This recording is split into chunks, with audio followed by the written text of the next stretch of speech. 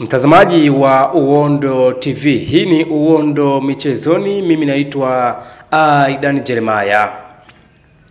Shirikisho la soka barani Afrika, yani CAF, limemkabidhi mwamuzi wa kimataifa kutoka Misri, Amini Omari, jukumu la kuchezesha mechi ya marudiano ya nusu finali ya kombe la shirikisho barani Afrika kati ya Stellenbosch kutokea South Africa dhidi ya Simba Sports Club kutokea Dar es Salaam Tanzania, itakayopigwa Aprili 27, 2025 kwenye uwanja wa Moses Maida jijini Durban, Afrika Kusini. Kuteuliwa kwa Omari kunakuja katika kipindi ambacho mashabiki wa Simba Sports Club bado wanakumbukumbu na mwamuzi huyo kusimamia chama lao kwenye kipigo cha bao 1-1 dhidi ya Oroya ya Guinea Novemba 2, 2023, mechi ya hatua ya makundi ya ligi ya mabingwa barani Afrika. Ikumbuke katika mchezo huo uliofanyika uwanja wa Yorokoiga nchini Guinea, Simba walicheza vizuri lakini walizidiwa mbinu, huku refa huyo akibua mjadala baada ya kuwapa Oroya penalty ambayo hata hivyo haikuzaa bao,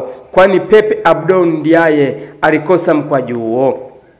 Hivyo basi, tofauti na Jean-Jacques Ndala wa DR Congo aliyechezesha mechi ya kwanza uko visiwani Zanzibar kwa utulivu, Simba ikishinda 1-0, goli ambao lilifungwa na mchezaji wa Simba, kiungo mshambuliaji ambaye ni Jean Chalaua. Ikumbukwe Omari anajulikana kwa kuwa mkali wa kadi. Takwimu zinaonyesha kuwa kadi kufikia sasa amesimamia mechi 17 katika mashindano mbalimbali na kutoa jumla ya kadi 66, ikiwa ni wastani wa kadi 3.8 kwa kila mchezo. Aidan Jeremiah wa Uondo TV.